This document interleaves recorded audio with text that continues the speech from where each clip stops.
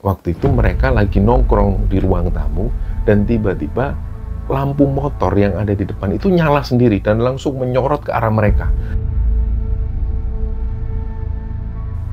Dia itu ngelihat dari sudut mata, di belakang ini banyak banget sosok-sosok yang mengikuti Maman dari belakang.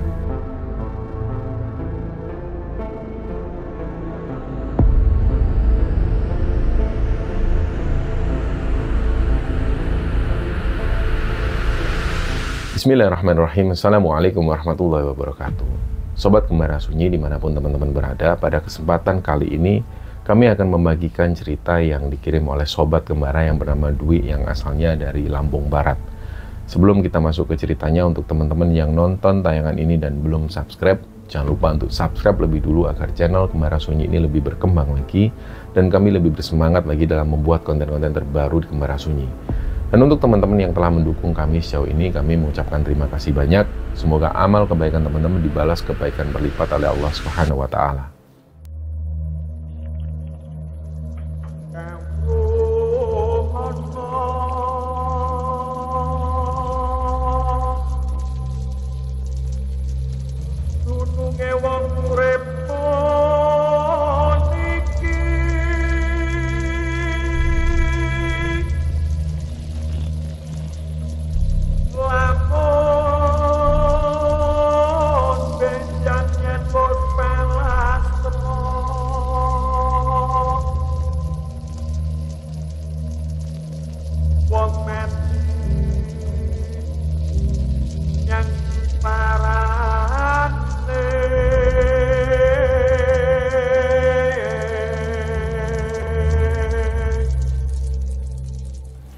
Cerita di episode kali ini teman-teman, cerita ini dibagikan oleh Sobat Kembara yang bernama Dwi yang asalnya dari sebuah daerah di Lampung Barat.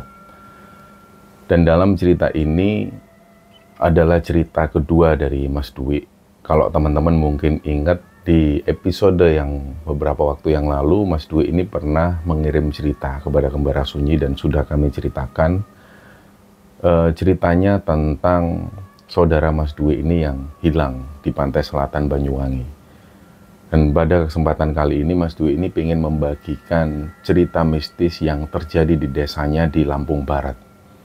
Dan atas permintaan dari Mas Dwi, beliau menyebutkan untuk nama desa harap disebutkan secara jelas karena nantinya ketika cerita ini tayang, Mas Dwi dan warga desa ini rencananya ingin nonton bareng, nonton Kembara Sunyi. Jadi kami sebutkan, dan untuk warga desa di Sidodadi, Kecamatan Bandar Negeri Suoh, RT 1 RW 2 di Lampung Barat, kami mengucapkan terima kasih sudah mendukung Kembara Sunyi dan mungkin saat ini teman-teman yang ada di sana sedang nonton Kembara Sunyi.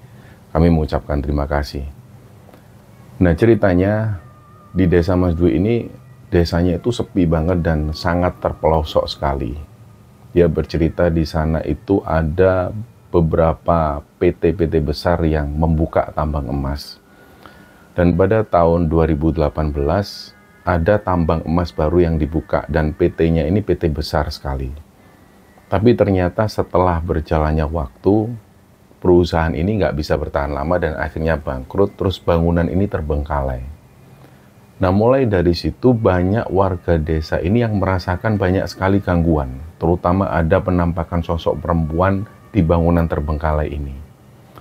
Nah, perlu diketahui bersama bahwa warga yang ada di sana itu umumnya mereka ini beraktivitas di ladang-ladang kopi, mulai dari pagi hari dan siang harinya istirahat, kemudian mereka kembali lagi ke ladang kopi itu dan pulangnya di sore hari. Aktivitas sehari-hari seperti itu, sehingga hal ini membuat banyak warga desa itu yang sudah capek ketika sampai di rumah. Dan memang bisa dikatakan warga desa di sana itu sangat religius juga, mereka rukun dan guyup, tapi sayangnya di sana itu jarang sekali acara-acara keagamaan atau acara-acara yang berhubungan dengan pengajian, tahlilan. Dan perlu diketahui bahwa di sana itu belum ada musola dan belum ada masjid. Jadi hal ini dirasakan oleh warga desa itu sangat benar-benar membuat desanya itu terasa sepi. Nah, ditambah lagi ketika ada perusahaan ini yang sudah terbengkalai, banyak sekali gangguan-gangguan, dan bahkan kalau ada orang yang hamil, perempuan yang hamil, ini sering diganggu oleh penampakan sosok perempuan, dan bahkan mengganggunya itu bisa dengan cara-cara yang sangat menakut-nakuti orang yang hamil ini. Nah, suatu ketika ada seorang warga, namanya Pendi, usianya 32 tahun, dan istri Mas Pendi ini namanya Vina, usia Mbak Vina 28 tahun waktu itu. Ceritanya waktu itu Pendi ini ada di rumah. Istrinya posisinya tidur di lantai 2. Rumah mereka ini 2 lantai. Jadi waktu itu Pendi ini posisinya di bawah, dia lagi nonton TV. Kira-kira sekitar jam 11 malam. Terus tiba-tiba Pendi ini dikejutkan dengan suara istrinya yang menjerit dari lantai 2. Dia minta tolong ke suaminya itu. Terus kemudian Pendi ini naik ke atas, dia tanya, "Loh, kamu kenapa? Kamu kenapa?" Nah, istrinya ini ketakutan, benar-benar takut. Sampai-sampai waktu itu Pendi ini khawatir karena istrinya ini lagi hamil. Barulah di situ setelah ditenangkan oleh Pendi, istrinya ini cerita, Mbak Vina itu cerita. Jadi pas waktu itu Mbak Vina ini sudah mau tidur. Nah, dia ini mendengar ada suara perempuan. Suaranya itu dari kejauhan. Awalnya Mbak Vina mengira, ini mungkin halusinasi, dibiarkan, diabaikan. Lama-lama suara ini terdengar lagi. Terus karena Mbak Vina ini sudah mulai merasa terganggu, dia akhirnya nggak bisa tidur. Nah, ternyata nggak lama setelah itu suara ini pun sudah nggak terdengar lagi. Tiba-tiba sosok perempuan ini itu sudah persis berada di depan Mbak Vina persis. Nah, dari situlah Mbak Vina ini kaget, terus kemudian sosok perempuan ini menghilang. Yang diingat Mbak Vina waktu itu, sosok perempuan ini pakai gaun putih, terus rambutnya itu panjang, wajahnya itu hancur banget lah. Nah, karena sudah ketakutan, tiba-tiba pas Mbak Vina ini mau turun tangga, mau ke bawah, dia ngelihat sekilas, karena waktu itu di rumahnya ini ada jendela yang menghadap langsung keluar. Di situ Mbak Vina ngelihat sosok perempuan ini itu kayak melayang mengelilingi rumah mereka. Nah, karena Mbak Vina ini benar-benar takut, dia nggak bisa ngomong. Dia ngelihat terus ke arah sosok perempuan ini. Jadi perempuan ini muter terus. Nah, dari situlah kemudian Mbak Vina ini teriak-teriak dan cerita ke suaminya itu. Nah, setelah mengalami kejadian ini, ya namanya juga warga kampung, ketika ada hal-hal yang mistis, yang horor, akhirnya mereka cerita ke warga yang lain. Dan akhirnya cerita tentang Mbak Vina ini pun menyebar kemana-mana. Dan ternyata nggak selesai sampai di sana. Beberapa waktu kemudian, ada seorang warga namanya Mbak Inem. Mbak Inem ini usianya 38 tahun dan suami Mbak Inem ini namanya Mas Suwanto, usianya 43 tahun.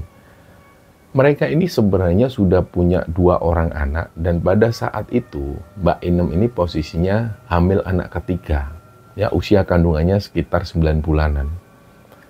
Malam itu tiba-tiba Mbak Inem ini dengar ada suara orang mandi di belakang. Nah, karena suaminya itu pulangnya selalu larut malam, dan memang seperti itu, memang suami Mbak Inem ini pulangnya larut malam. Kadang beliau ini mainnya itu di desa yang agak jauh, hampir setengah jam lah dari desanya. Jadi sering Mbak Inem itu sendirian di rumah. Dan malam itu tanpa disadari oleh Mbak Inem, dia mendengar kok ada orang mandi. Nggak mungkin kalau suaminya jam segini sudah pulang. Didengarkan terus, biur, biur. Tapi lama-kelamaan, Mbak Inem sudah merasa ini kok ada yang ganjil. Terus akhirnya suara orang mandi ini nggak terdengar lagi. Nah, Mbak Inem pun mau melanjutkan tidurnya. Tiba-tiba ada sosok perempuan. Dia ini berdiri persis di depan Mbak Inem. Dia pakai pakaian serba putih, rambutnya panjang. Nah, disitulah Mbak Inem ini ketakutan, dia teriak-teriak. Sampai akhirnya si cewek ini pun menghilang. Jadi hilangnya itu kayak benar-benar nembus tembok. Nah, dari situ kemudian Mbak Inem cerita ke tetangga-tetangga. Dan mulailah warga kampung ini memang kemudian menghubung-hubungkan antara gangguan-gangguan yang dialami oleh warga desa ini erat hubungannya dengan bangunan terbengkalai, PT yang terbengkalai, PT Tambang Emas itu. Nah, beberapa waktu kemudian ada lagi warga yang juga mengalami kejadian horor. Beliau ini namanya Maman. Nah, rumah Maman ini memang terkenal angker banget. Ada beberapa teman-teman Maman itu yang sering berkunjung ke rumah Maman karena rumahnya itu sangat terpelosok sekali, jauh dari keramaian juga. Mereka pas waktu ada di rumah Maman, itu memang sering mendapatkan gangguan-gangguan. Ada pengalaman dari beberapa teman-teman Maman pas lagi nginep di rumah Maman, itu tiba-tiba pintu rumahnya Maman ini kebuka sendiri. Nah, padahal pintu rumah ini sudah dikunci dengan rapat, tapi pintu rumah itu kebuka sendiri, kriek, bener-bener kayak ada yang buka, terus kayak ada yang masuk, dan pintu ini ditutup lagi, brak. Nah, kejadian semacam ini sering banget terjadi. Sampai-sampai ya teman-temannya Maman menyimpulkan bahwa rumah Maman ini angker banget. Dan mungkin karena hal-hal yang sering terjadi di rumah Maman ini yang membuat akhirnya Maman itu jadi berani. Dengan sendirinya dia berani. Nah, suatu ketika ada teman-teman Maman juga yang menginap di rumah Maman. Motor itu diparkir persis di depan rumah Maman. Waktu itu mereka lagi nongkrong di ruang tamu dan tiba-tiba lampu motor yang ada di depan itu nyala sendiri dan langsung menyorot ke arah mereka. Tentu mereka waktu itu kaget, diam-diaman, saling ngelihat satu sama lain. Terus nggak lama setelah itu lampu motor ini mati sendiri. Dan itu nggak mungkin konslet karena ini notabene motor baru dan kondisinya juga posisinya mati. Tiba-tiba lampu motor nyala sendiri itu mereka keheranan. Dan kejadian-kejadian yang lain itu sering terjadi. Dan inilah kenapa, seperti yang dijelaskan di awal, Maman itu akhirnya mulai terbiasa dengan hal-hal yang terjadi di rumahnya. Sampai membuat dia itu berani. Nah, si Maman ini dulu pernah berumah tangga. Tapi kemudian dia bercerai dan tinggal seorang diri di rumah itu. Dan memang kemana-mana Maman ini selalu sukanya sendiri. Nah, di sana itu ada sebuah hiburan. Hiburan yang paling ditunggu-tunggu oleh warga dan terutama anak-anak muda itu adalah hiburan organ tunggal. Dan ini sudah merupakan hiburan yang sangat mewah sekali bagi warga desa. Nah, waktu itu kebetulan ada acara organ tunggal. Tapi organ tunggal ini digelar di desa lain yang jaraknya itu harus ditempuh dengan perjalanan sekitar hampir 1 jam lebih. Dan kemana-mana, memang semua warga desa kalau mau keluar desa itu selalu melewati bangunan terbengkalai ini. Tambang emas yang sudah terbengkalai itu. Nah, Maman ini sudah menunggu event tersebut. Hari itu Maman sudah bersiap-siap. Sekitar setelah maghrib, sekitar jam 6:30 malam itu, Maman bersiap, dia berangkat dari rumahnya, dia mengendarai motornya. Motor Maman ini adalah motor trail yang knalpotnya itu suaranya juga lumayan nyaring. Jadi ketika motor Maman ini di starter itu suaranya menggema banget. Dan pada saat melewati bangunan terbengkalai itu, Maman ini sudah diganggu. Padahal waktu itu belum jam 7 malam, tapi memang kondisinya ini sepi banget. Pas waktu lewat sana, motor Maman itu kayak ditarik. Dan itu kerasa banget. Maman ini kan orangnya pemberani. Tapi pada saat itu dia juga heran. Loh, motor ini kok tiba-tiba berat banget, kayak ada yang narik. Akhirnya Maman ini turun, dia standarkan motornya, terus Maman ini teriak-teriak sambil melihat ke arah bangunan terbengkalai itu. Nah, Maman ini memang orang tuanya orang Jawa, dia juga bisa bahasa Jawa, jadi dia mengumpatnya itu dengan bahasa Jawa. Intinya di situ Maman teriak-teriak, "Weh bangsat, metu konek wani, keluar kamu kalau berani." Dia ngumpat seperti itu. Dan akhirnya setelah Maman ngumpat seperti itu, kondisi ini kembali kondusif. Dan Maman pun melanjutkan perjalanan. Setelah itu dia nggak merasakan keanehan lagi. Nah, singkatnya Maman sampai di desa yang lain untuk menikmati acara organ tunggal. Malam itu dilalui Maman sampai organ tunggal ini selesai sekitar jam 12-an malam. Setelah itu Maman pun pulang kembali ke desa. Dan pada saat mau melewati PT Terbengkalai ini, pas melewati jembatan, Maman itu sudah ngerasa ini gangguannya luar biasa. Kondisi desa itu sepi. Nggak ada suara apapun kecuali suara motor Maman. Di situ tiba-tiba pas ngelewati jembatan, motor Maman ini kembali ada yang narik. Jadi yang narik ini kayak ada 3 orang dewasa. Bener-bener motornya Maman ini nggak bisa jalan. Padahal motornya itu motor trail dan kondisinya itu sehat. Dari situlah Maman sudah mulai merasa ini pasti diganggu dan gangguannya lebih dari yang sebelumnya tadi. Terus dari situ Maman diem. dia itu ngelihat dari sudut mata, di belakang ini banyak banget sosok-sosok yang mengikuti Maman dari belakang. Nah, Maman ini masih belum takut. Akhirnya dia coba kendarai lagi motornya. Di situ masih terasa berat, tapi Maman paksakan motornya ini tetap jalan. Nah, dari situ Maman itu merasakan di belakang ini banyak banget yang ngikuti. Bahkan ada yang naik ke jok belakang. Tapi Maman ini cuek, karena dia ini orangnya berani. Begitu sampai di depan PT yang terbengkalai itu, ini benar-benar Maman sudah nggak bisa jalan. Motornya itu benar-benar kayak ditindih sesuatu yang berat banget. Digas seperti apapun, motornya ini nggak bisa jalan. Akhirnya dia berhenti di situ, motor itu dijagang atau di standar di situ, terus dia diem. Nah, disinilah Maman itu ngelihat, dia mau ngumpat lagi sebenarnya, dia mau ngumpat. Tapi sebelum Maman ini ngumpat, sebelum dia marah-marah, dia dengar ada suara perempuan. Nah, suara perempuan ini yang didengar Maman, si sosok perempuan ini bilang, "Om aku di sini, Mas." Nah, Maman itu samar-samar mendengar ini suara siapa.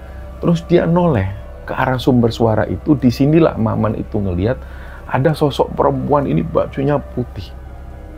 Dia senyum ke arah Maman, tapi senyumnya itu aneh. Dia senyum sambil matanya melotot ke arah Maman. Nah, Maman yang notabene ini pemberani, pada saat sosok perempuan ini muncul, dari situlah Maman ini sudah ngedrop. Nah, dari situ sebenarnya Maman ini sudah mau tancap gas. Akhirnya dia naik motornya lagi, dia mau tancap gas. Tiba-tiba sosok perempuan ini sudah berada persis di samping Maman, terus dia ngomong lagi ke Maman, "Om aku loh nang kene, Mas." Suaranya tuh jelas banget. Dari situlah Maman langsung tancap gas, sebisa mungkin dia tancap gas. Nah, pada saat motor ini sudah bisa dikendarai, sosok perempuan ini ngikut persis di samping Maman. Jadi dia ini kayak melayang. Dan di belakang itu banyak banget sosok-sosok yang ada. Ular yang kepala manusia, ada juga sosok hitam. Mereka semua ini ngikutin Maman. Jadi Maman itu langsung tancap gas. Meskipun motornya itu terasa berat, dia berusaha tancap gas semaksimal mungkin. Dan begitu sampai pintu desa, satu persatu dari sosok-sosok ini kemudian nggak terlihat lagi. Dari situlah Maman sudah mulai bisa tenang. Dan pada saat dia berada di rumah, akhirnya Maman pun bisa tenang. Dan keesokan harinya dia cerita ke warga desa bahwa malam itu dia dilihatin sosok dan dia diganggu dengan cara yang ekstrim banget. Nah, warga juga heran, padahal Maman ini kan pemberani. Maman yang pemberani pun akhirnya juga takut ketika ada di sana. Jadi dari situlah kemudian cerita-cerita ini beredar ke warga desa. Nah, setelah kejadian Maman yang mengembarkan warga desa itu, ini setelahnya sudah nggak pernah lagi ada warga yang diganggu. Tapi kemudian nggak lama setelah itu, ada lagi warga yang diganggu dan gangguannya itu benar-benar nggak masuk akal. Nah, ceritanya ada satu warga, namanya ini Mbak Sri. Usia Mbak Sri ini 39 tahun dan beliau sudah menikah. Suaminya itu bernama Mujito. Usia Mas Mujito ini 46 tahun. Keluarga Mbak Sri ini sudah mempunyai 2 orang anak. Nah, di situ Mbak Sri ini punya banyak banget saudara-saudara, adik-adik dari Mbak Sri ini yang tinggalnya itu di rumah mereka sendiri. Dan kadang Mbak Sri juga nginep di rumah adiknya, kadang juga ada adiknya yang tinggal di rumah Mbak Sri atau nginep di rumah Mbak Sri. Pokoknya mereka ini rukun lah, Mbak Sri dan adik-adiknya itu rukun banget, akrab banget. Nah, biasanya memang suami Mbak Sri itu kerjanya ini di luar kota dan selalu tidurnya ini di mes, jarang banget pulang. Kalau pulang biasanya suaminya itu seminggu atau 2 minggu sekali. Jadi di situ Mbak Sri ini sering ditemenin oleh adik-adiknya, kadang juga Mbak Sri tidur di rumah adik-adiknya. Pokoknya seperti itu supaya Mbak Sri ini nggak ngerasa takut. Nah, apalagi pada saat-saat itu banyak sekali cerita warga desa yang sering ditakutin oleh sosok hantu perempuan. Setelah ada PT yang terbengkalai itu, warga desa itu jadi semakin takut. Ditambah lagi di situ itu nggak ada suara orang ngaji, nggak ada kegiatan pengajian. Jadi mereka itu merasa nggak nyaman. Terutama juga yang dialami oleh Mbak Sri ini. Hampir setiap malam Mbak Sri itu selalu kalau nggak tidur di rumah adiknya, ya adiknya yang disuruh tidur di rumahnya. Hari itu ada adiknya Mbak Sri yang laki-laki ini, namanya itu Purna. Usianya itu 22 tahun. Sore itu Purna ini main ke rumah Mbak Sri. Ya seperti biasa Purna ini main bersama anak-anaknya Mbak Sri. Ada anak Mbak Sri yang laki-laki itu dekat banget dengan Purna. Nah sampai malam harinya hujan ini turun. Terus kemudian Mbak Sri ngomong ke adiknya, Pur, kamu nggak usah pulang, tidur sini aja. Lagian jalannya itu licin. Sudah di sini aja temenin Mbak. Kamu tidur itu sama si Boy. Si Boy ini anaknya Mbak Sri. Nah, sekitar jam 9 malam, Mas Pur ini sudah tidur bersama anaknya Mbak Sri yang laki-laki itu di sebuah kamar. Sedangkan Mbak Sri tidur di kamar depan bersama anaknya yang lain. Malam itu Mbak Sri ini sudah tidur sebenarnya. Nah, terus tiba-tiba kayak Mbak Sri ini ngelihat Purna itu masuk ke dalam kamarnya Mbak Sri. Awalnya ya Mbak Sri nggak curiga, mungkin si Pur ini mau ambil bantal atau guling atau apalah. Tapi tiba-tiba si Pur ini duduk persis di ujung Mbak Sri ini tidur. Persis di tempat tidurnya itu, si Pur ini duduk. Mbak Sri nggak curiga, karena Mbak Sri ini juga rasanya itu dia tidur terus kebangun sedikit, jadi dia ngelihat adiknya itu duduk di ujung tempat tidur. Nggak lama kemudian si Pur ini megang kakinya Mbak Sri. Dari situ Mbak Sri ini kaget, loh, Pur, kenapa Pur? Mbak Sri ngelihat sosok Pur ini, dia itu senyum, dan senyumnya ini aneh banget. Terus lama-lama Pur ini, mohon maaf, dia ini malah megang ke arah atas. Mbak Sri tambah bingung, dan dari raut wajah Pur ini, Mbak Sri itu bisa menyimpulkan, kok Pur ini kayaknya mau kurang ajar. Mbak Sri sendiri ini heran, kok adiknya bisa sekurang ajar ini. Tapi di situ Mbak Sri tetap tanya, loh Pur, kamu mau ngapain Pur? Nah si Pur ini, wajahnya itu aneh, dia semakin mendekat ke arah Mbak Sri dan mohon maaf, seolah-olah di situ Pur ini kayak mau memperkosa kakaknya itu, kayak mau memperkosa Mbak Sri. Disitulah Mbak Sri ini teriak-teriak, dia sempat mukul sesuatu ke arah Pur. Terus Mbak Sri ini lari keluar rumah bersama anaknya yang digendong itu menuju ke rumah tetangganya, namanya Mas Herman. Dia teriak-teriak, Mas minta tolong Mas. Loh, kenapa Sri? Itu loh Mas, adikku mau kurang ajar. Siapa? Si Pur. Loh, kenapa Pur kok kayak gitu? Nggak tahu Mas.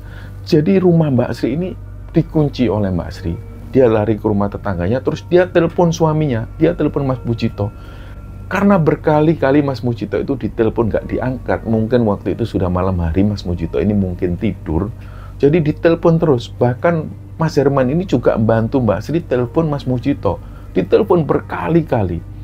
Dan sekitar setengah jam kemudian barulah Mas Mujito ini ngangkat teleponnya. Di situ Mbak Sri cerita sambil nangis-nangis bahwa Pur ini kurang ajar. Dia masuk kamar Mbak Sri dan berusaha mau memperkosa Mbak Sri. Dari situ kemudian Mas Mujito ini marah-marah, dia langsung telepon ke HP-nya Pur, tapi Pur ini nggak ngangkat teleponnya. Nah di satu sisi lain, Mas Mujito itu marah betul. Dia bahkan sampai mau mengancam si Pur ini, dia akan dibunuh oleh Mas Mujito ketika Mujito ini pulang. Karena Mujito ngerasa Pur ini sudah kurang ajar, dia merendahkan harga diri istrinya. Nah beberapa waktu setelah itu di pagi hari, berita ini pun menyebar kemana-mana. Nah Dwi ini memikirkan, kenapa ya kok keluarga mereka kok jadi seperti ini? Apa mungkin Pur itu melakukan seperti ini ke kakaknya sendiri? Banyak warga memang yang nggak percaya dengan apa yang dilakukan oleh Pur. Tapi sambil menunggu Mas Mujito datang, Dwi ini mencoba menengahi, dibantu dengan warga desa. Akhirnya Dwi ini datang, mendatangi si Pur. Di situ Dwi cerita, Pur, mohon maaf sebelumnya, bener tak Pur? Semalam itu kamu datang ke kamarnya mbakmu, ke Mbak Sri. Nah Pur itu kayak orang linglung. Loh maksudnya gimana, wong aku tidur kok. Jadi gini Pur, ada cerita Mbak Sri itu kamu datengin di kamarnya, terus kamu itu kayak mau memperkosa mbakmu itu. Ya Allah, astagfirullah. Pur ini bener-bener kayak gak percaya dengan apa yang diceritakan oleh warga. Bahkan Pur di situ bilang, malam itu loh aku tidur sama keponakanku di kamar sebelah. Terus mana mungkin aku itu mau memperkosa mbakku sendiri. Ini mbakku sendiri loh, astagfirullah. Kepikiran aja loh, enggak aku. Nah, warga desa ini kemudian menyimpulkan, ya juga, semua warga itu mengenal Pur ini seperti apa orangnya. Dan kayaknya kok nggak masuk akal. Jadi apa mungkin Mbak Sri ini yang berbohong? Terus setelah dikonfirmasi ke Mbak Sri bilang, demi Allah aku lihat Pur itu masuk ke kamar. Nah karena situasinya ini carut-marut, semua saling membenarkan. Akhirnya ada warga yang bilang, sudah panggilkan orang pintar, suruh ngeliat ada sosok apa di sini. Nah, kemudian ketika orang pintar ini datang ke rumah Mbak Sri, beliau melakukan ritual-ritual, dan dari sinilah ada jawaban bahwa malam itu ada sosok genderuwo yang menyerupai Pur, dan dia sengaja menyerupai Pur dan akhirnya mau memperkosa Mbak Sri. Inilah kejadiannya seperti itu, dan mereka yakin betul bahwa memang ini adalah kelakuan sosok genderuwo, dan genderuwo ini datang dari PT yang terbengkalai itu. Sengaja dia keliling desa mencari kesempatan yang semacam ini. Nah, hal ini kemudian dipercaya oleh warga. Memang ada sosok genderuwo ini, dan mulai dari situ warga pun memikirkan hal tersebut supaya tidak ada gangguan-gangguan lagi. Ini gimana? Dan sampai pada akhirnya di tahun 2020 ada sesepuh desa namanya Mbak Suyarto. Mbak Suyarto ini bilang, ayo kita bikin pengajian, kita bikin musola kecil-kecilan di sini supaya desa ini nggak sepi, supaya desa ini aktivitas warganya itu bisa diisi dengan pengajian, kita bisa sholat berjamaah, supaya gangguan-gangguan ini nggak pernah ada lagi. Nah, sepakatlah warga di situ, akhirnya dibangunlah musola di sana atas inisiasi dari Mbah Suyarto ini. Dan setelah berdirinya musola itu, warga ini saling berdatangan di sana untuk sholat berjamaah. Di situ juga digelar pengajian, ngaji fikih, ngaji sejarah Islam, ngaji sirah nabawi. Pokoknya di situ sering banget diisi pengajian-pengajian dan banyak banget kegiatan-kegiatan agama yang dilakukan di musola itu. Dan secara bersamaan, warga pun juga meyakini gangguan-gangguan yang selama ini dialami oleh warga itu semakin hari itu semakin nggak terjadi lagi. Jadi nggak ada lagi kejadian-kejadian yang dialami oleh warga. Bahkan ketika warga melintas malam hari melewati PT terbengkalai itu, mereka nggak diganggu apapun. Jadi kemudian warga berpikir, ini karena warga desa ini sudah punya musola sendiri, dan sering dikumandangkan suara adzan, suara pengajian. Dan dari sini juga lah gangguan-gangguan yang terjadi selama ini semakin berangsur menghilang. Dan setelah ada musola ini, warga itu sering banget melakukan kegiatan-kegiatan keagamaan di musola tersebut. Dan berangsur-angsur gangguan-gangguan yang selama ini dialami oleh warga ini nggak ada lagi. Nah, cerita inilah teman-teman yang dibagikan oleh Dwi kepada Kembara Sunyi, dan semoga kisah ini bisa kita ambil hikmah dan bisa kita ambil kesimpulan di dalamnya. Mohon maaf kalau ada salah-salah kata. Wassalamualaikum warahmatullahi wabarakatuh.